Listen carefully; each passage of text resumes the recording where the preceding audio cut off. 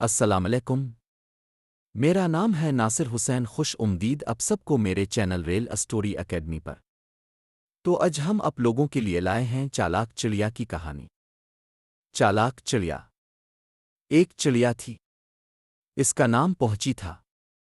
ایک دن کی بات ہے کہ پنچھی چڑیا گائے کے پاس بیٹھی تھی اور وہ دانے چک چک کر کھا رہی تھی۔ اچانک گائے نے گوبر کر دیا اور چڑیا اس گوہر میں دب گئی اور وہ اڑ نہ سکی، اور دوسری طرف سے ایک کتا آیا۔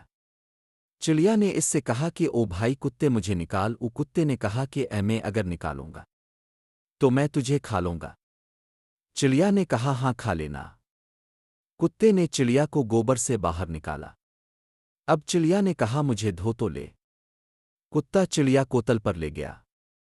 وہ چڑیا کو دھو کر اسے کھانے لگا۔ چڑیا نے کہا مجھے سکھا تو لے پھر کھا لینا۔ کتے نے چڑیا کو دھوپ میں رکھ دیا۔ تھوڑی دیر میں چڑیا کے پر سوکھ گئے اور وہ پھر سے اڑ گئی۔ کتمنا دیکھتا رہ گیا۔